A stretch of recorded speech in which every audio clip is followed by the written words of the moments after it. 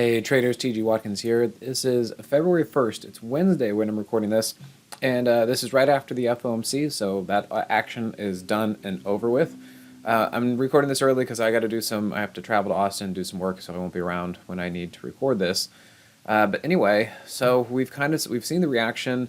He was basically not dovish, but he was saying kind of status quo. Like basically the market still knows that yeah, he's going to be raising some interest rates. Okay, they are seeing some of the effects of what they're doing happen, but they still want to see more. And what they're going to do is they're going to start slowing down and possibly pausing at some point because they need to now let the interest rates settle in order to see how their actions have affected the market. So they're getting to a point where they just need to kind of like say, hey, we're going to chill out. We're going to let things go for a while. We're going to let economic data work its way out, and we're just going to see how that goes. So the market took that as cool. You're going to start backing off on interest rate raises. You're going to let the market be. Well, let's let the market be. And I showed you in the last video that we've been seeing that a lot of names have already been repriced. Okay, a lot of names, the bubble has been burst. A lot of things have already gone down, and we're starting to see some bottoming patterns on the higher time frame charts. And so what that means is just let the market do its thing, and it's going to go up, and it wants to do that. Like, it was a pretty brutal year for 2022, and now we have a strong January, and the Fed is like, okay, we're getting closer to just hanging out. So I think the market likes that. I think the market's going to take this and run with it. Now, the question is, of course, hey, does that mean inflation is going to come back? And what about the economic numbers and data and recession? All of that is still out there and still a possibility. But if it means that it's going to take later for all that to happen, and we only have a bull market for 6 months, or we have a bull market for a year or 2 years, like however long this works, the market seems to want to go up, and we're going to go with it. So until things change, I'm going long with the market. And I'm sure there will be big pullbacks at some point. Hopefully, those will be buying opportunities. But I think this is what we're looking at. So we're going to go with the market until things change. And you know what? Maybe all hell breaks loose later. Maybe Armageddon. Maybe the market crashes. But I think it'll be later if that happens. Okay. So that's kind of what we're looking at. And if we look at the UVXY. This continues to just be in a downtrend, which is perfect. This is exactly what we want to see in a bullish market, so that's great. There are no warning signs here, and there weren't any real warning signs in the UVXY leading up to Jerome Powell, so it helped reinforce my bullish stance on the market. And if we look at the VIX is basically the same thing. It cannot get any bullish traction. It continues to stay underneath the daily 50. It continues to move in a downward direction, and any bounces up over the hourly 50 just can't hold. And so this is also good. This is good for the bulls. This is bullish. This is fantastic. This is what we want to see. If we look at the IWM, this thing's been having a great time. It's actually been doing very well, holding the hourly 50 right and through there. This is something I was talking to my subscribers about today and said, you know what, the market has just been working this month. I mean, honestly, January has been pretty nice. It's just things have been working. The rules have been followed. It's easy. It's clean. It's just working, and I think that's a huge thing. It really, really means a lot when the market starts to behave nicely. We've seen a year's worth of stuff when the market has not been behaving nicely. We can talk about the Dow. The Dow has basically been flagging, constructively. I think so. You can see here that, yes, price has been dipping below the daily 50, the Moxie indicator above 0, probably some trampoline moves. And then same thing here. We have the 50 back over the 200, and we have the Moxie indicator starting to get back over 0. Now let me show you the Dow on the monthly and weekly chart. We have the Dow basically flagging for about 3 months over the monthly 10. That looks to me like it's building strength. I mean, you can see the same thing back here to where price got over the monthly 10, and it started to hold the monthly 10 and go up, and it sure looks like the same situation here. So give it some time. It'll do some backing and filling. There could be some big drops like that, but other than that, the dips keep getting bought up, and then that's how we keep moving to the upside. Let me show you the NASDAQ, because the NASDAQ is now the last major index to close over its monthly 10, and this is now different. This is different than we've seen for a year or more. And I think this bodes well, and we're seeing a double bottom in through here. Like, things are working out. Now, of course, there will be pullbacks, there will be liquidation breaks, of course, but these things are generally looking pretty good. XLF, just want to show you this same thing kind of on the monthly weekly chart. Look what it did. You know, it's been holding the monthly 10, and now it's turning the monthly 10 up. So generally speaking, if this continues to hold and move up, then it's great, and we can do that. So XLF looking fine. Tesla has been, yeah, just a huge move. You know, I was like, okay, it's kind of getting to a point where, you know, I don't want to be chasing this. And if I were long, I would definitely be tightening up stops and just saying, hey, I don't know how much further this can go. Now, I don't know if, say, you know, we do still have earnings coming up. We have Apple and Amazon, you know, the big names like that. So we'll have to see how they handle it. But even if these names pull back, I'm not going to be too worried about the market as a whole. Things do look pretty good. If we come over here on Tesla, and if we look at the weekly chart, it is demonstrating to me that I would expect a pullback somewhere around here. Somewhere around the 21 EMA, I typically expect a pullback, but I do think that pullback, however long or however deep it might be, should be into strength. So seeing that, you know, Microsoft, we talked about that before. You can see the double bottom right there, double bottom. We'll have to see if that continues to hold and make its way up, because, you know, that would be fantastic if it continues. You can see here on here we were talking about last time before, double bottom and price below the 50, the Moxie indicator above 0, trampoline move. We also had two trampoline moves right there. That was earnings. That was that big liquidation break. And you know what? Big move down, got bought right back up. And then what? It continued to hold the hourly 50, and it continues to move up. So this is looking good. So until things really change, this is all looking pretty darn good. So that's Microsoft. AMD had earnings. In fact, a lot of names are having earnings, and they're doing well, or at least the market is responding to them favorably. What we can see here, there's the double bottom. We could also see a trampoline move, price below the 50, but the Moxie indicator above 0. And then as we come into this, you can see it's been holding moving averages. Been holding the 21, been holding the 21, trampoline moves right there, and then earnings, and it shot up. So, you know, SOXX, SOXL, that one's doing well also.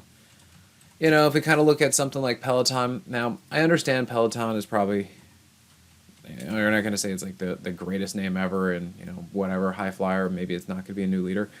But I just wanted to show, again, that this has really already been repriced. I mean, it's lower than where it was in 2020. The air has been taken out of this thing. It's been popped. The bubble's been popped.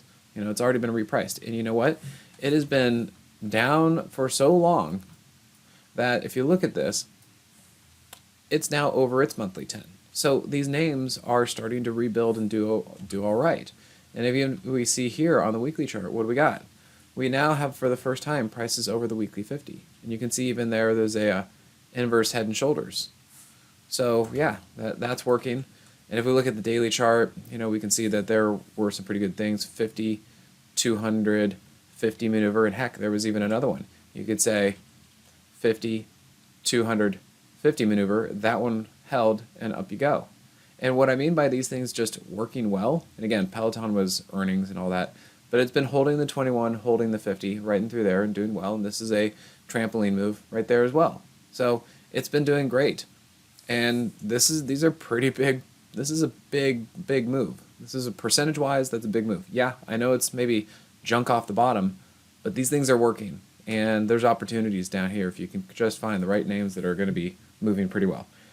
Of course, there are some losers. There are some troubles. Snapchat, you can see in through here. But you know what? I saw Goldman Sachs get raked over the coals, and it held up and started coming back. So I'll show you that next. I'm looking at this and saying, hey, that looks like a double bottom to me as also, and we do have price coming up. Now, I know it got knocked down because of earnings. Well, what if it starts to find some support and continues to move up? This is why I don't like to trade earnings usually, but I would keep an eye on this stuff because if you do like it and you do think it's going to go up, there is a chance for that happening because, as I said, if you look at Goldman Sachs, for as much as it got knocked down on earnings, what did it do? It really just pulled back into an uptrending monthly 10, So this is essentially flagging on the higher time frames. You can see the same thing here. Got knocked down, and where is it now? It's right back up. So let me show you what that looks like on the daily chart. You can see here, it was right up like that. Earnings knocked it down, and where is it? Right back up. So there's a possibility that Snapchat could do the same thing. Hopefully you didn't get run over by it, but if you're looking for an opportunity, it might be an opportunity. All right, then another one to kind of look at, TAN. This thing is really, look at this. It really hasn't deteriorated this whole time. It's been holding up quite nicely. Now, there seems to be maybe a bit of a trend line right about in through here, and I want to say that that's been breaking out. So if you want to draw your own trend line and see about that, but TAN looks pretty good. It's been holding, say, the 21 and the daily 50, and even it was long and protracted, but that was a trampoline move on the hourly chart. Price below 50, the Moxie indicator above 0. Like, I know it was real close, but it still worked. And now you have price moving back up.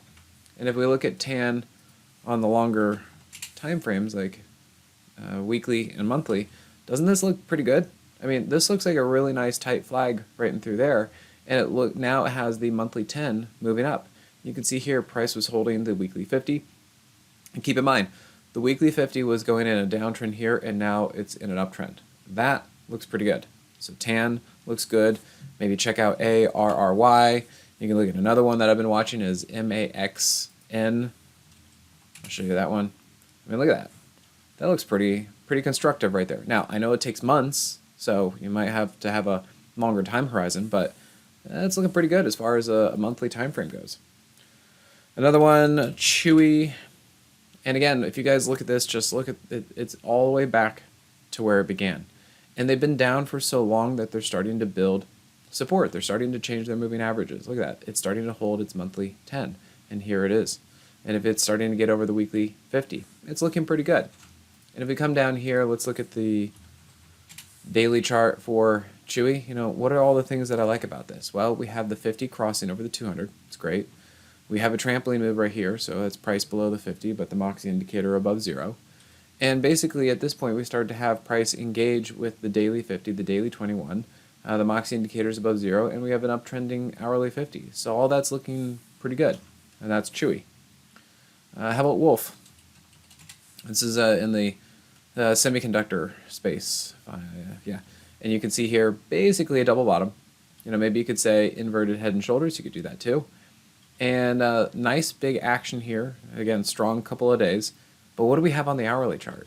Here's the big thing that I'm tuning into on the hourly chart. Number one, price below the 50, the Moxie indicator above 0. That's a trampoline move. Number two, you guys see the elf shoe? Leg, heel, arch of the foot, ball of the foot, elf toe. Same thing here. Leg, heel, arch of the foot, ball of the foot, elf toe. So yeah, Wolf looks very interesting. We've been seeing AMD do well, and NVIDIA's been doing well. The semis ETF has been doing well, and Wolf looks pretty good. TLRY. Now, maybe there's not going to be a whole lot of action here, but I can tell you it sure looks like TLRY is done going down. So you'll have to decide if this is a place that you think will be lucrative and if you want to put your money. But it sure looks to me like there's a double bottom in through here, and it looks like it is trying to move up. Anytime it's had this condition, like right in through there, it's been trying to move up. The 8 is over the 21, and it looks to me like it wants to start getting on top and over some of these moving averages. So will it really have much growth? I don't know yet. That really kind of depends on everything else when it comes to cannabis. But it does look like it's starting to reach a floor and unlikely to go lower. And so I think that there might be some opportunity for you there. Look at docs. Let me come over here and show you on the higher time frame as well. Yeah, this name has been around the block. But what do we got here? A couple things I want to show. Look here. We now have price over the monthly 10. Good. We're making progress. Things we haven't seen before. So this tells me things like the bottoming process is happening. How about this on the weekly? We have an inverse head and shoulders. Well, that's pretty good. And we look at this and you can say leg, heel, arch of the foot, ball of the foot. There's your elf toe. So, it's starting to work out. You can see here that the 8 is starting to cross over the 21 on the weekly chart. And if we go over the daily, what does this look like? Well, you can see here price pulled into an uptrending daily 50 with the Moxie indicator above 0, that's a trampoline move. And you could say 50, 200, 50 maneuver, and now we're back over the 200 where we weren't before. And this is now working out. So you can see here, even on the hourly chart, we had a 50, 200, 50 maneuver, and now it's moving up, and you can see the Moxie indicator was green the entire time. So I know, back a little ways ago, if we go back to the SPY and look at the monthly chart, I know I had to put my foot in my mouth for a few weeks because December, right there, December, price did get over the monthly 10, and I was like, hey, there you go, there's my line in the sand. Now we just need that price bar to close over the monthly 10. So I was looking for it to go bullish.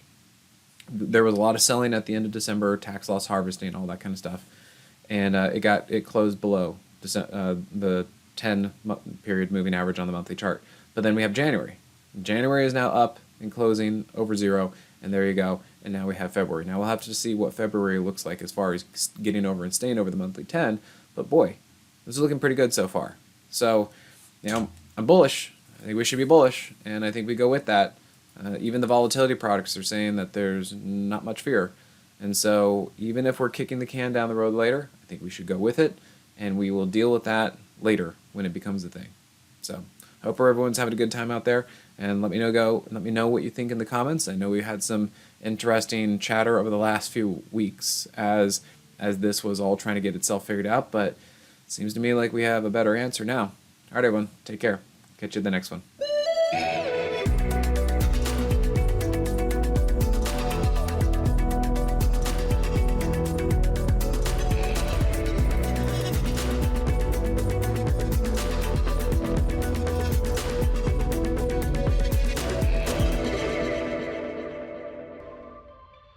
Hey, Grayson Rose here with StockCharts. Thank you so much for watching. I hope you enjoyed that video. If you did, consider giving it a like down below, maybe leave us a comment, and if you're new to the channel, you can subscribe at the link up above. We're gonna bring you daily content from an incredible collection of technical analysts and financial experts.